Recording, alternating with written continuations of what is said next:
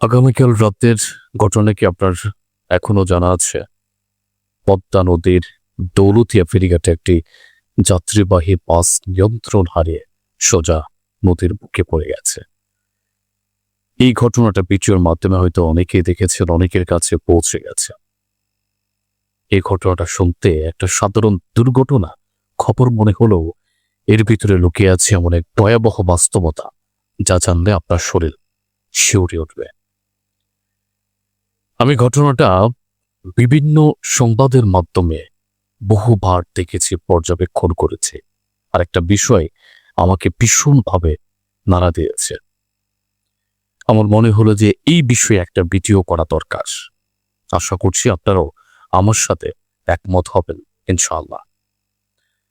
কারণ জনগণ যদি চায় তাহলেই পরিবর্তন হয়।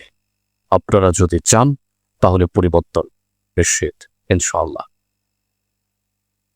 বাসের জানালার পাশে লাগানো সেই স্টেইনলেস স্টিল SS5, এই পাইপটার দিকে কতজন খেয়াল করেছেন?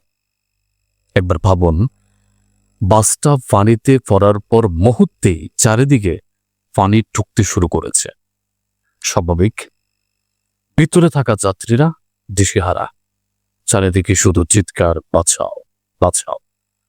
পানির নিচের শব্দ হয়তো আমরা শুনতে পাই না, তাদের আর্তনাদ, তাদের বাঁচার যে চেষ্টা সেটা আমরা ফিল করতে পারছি যে কতটা চেষ্টা তারা করেছিলেন।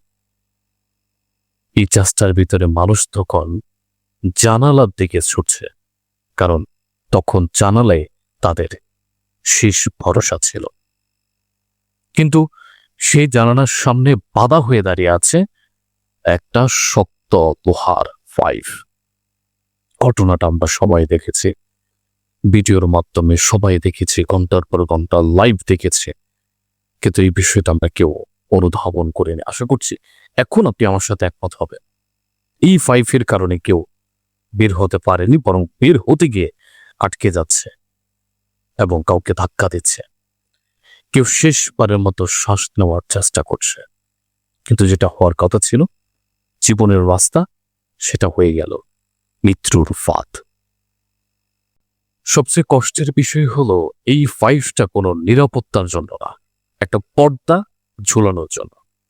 একটা পর্দা যেটা খুব সহজে অন্যভাবে লাগানো যেত, ক্লিপ দিয়ে, দড়ি দিয়ে, কিংবা নিরাপদ কোনো বিকল্প উপায়ে।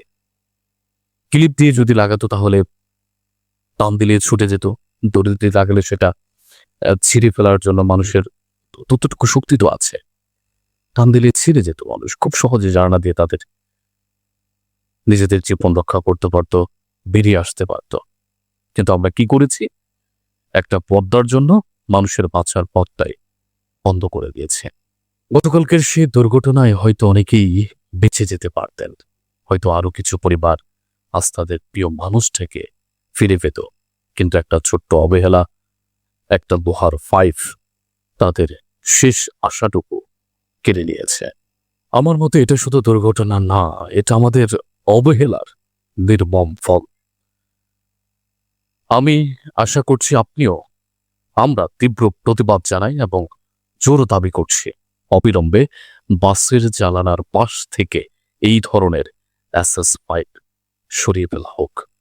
কারণ দুর্ঘটনার সময়ে মানুষ বাঁচার সবচেয়ে বড় পথ হলো এই জানালা, আর সেই পথে যদি আমরা বন্ধ করে দেই তাহলে আমরা নিজেরাই মৃত্যুকে নিশ্চিত করছি। আমরা আর এমন দৃশ্য দেখতে চাই না। আর কোনো মা যেন সন্তানের লাশ বুকে জড়িয়ে না কাঁদে, আর কোনো মানুষ যেন শেষ মুহূর্তে একটু পথ পেলে বাঁচতাম এই আফসোস নিয়ে না চলে যায়। হে আল্লাহ, হে আরশের মালিক, গতকালের এই মর্মান্তিক দুর্ঘটনায় যারা প্রাণ হারিয়েছেন, আপনি তাদের জান্নাত নসিব করুন, আমিন। ভিডিওটি যদি আপনি শেয়ার করে দেন, ভিডিওটি যদি আপনার ফ্যান লিস্টের মানুষদের কাছে পৌঁছে দেন, তারাও যদি শেয়ার করে, তাহলে ঊর্ধ্বতম কর্মকর্তার কাছে ভিডিওটি চলে যাবে এবং তারা এই পদক্ষেপ নিতে বাধ্য হবেন যে জানালার পাশে SS5 নিষিদ্ধ। জানালা থাকতে হবে উন্মুক্ত, মুক্ত, যেন কোনো দুর্ঘটনা ঘটলে মানুষ অনায়াসে জানালা দিয়ে বের হয়ে নিজেদের জীবন রক্ষা করতে পারে।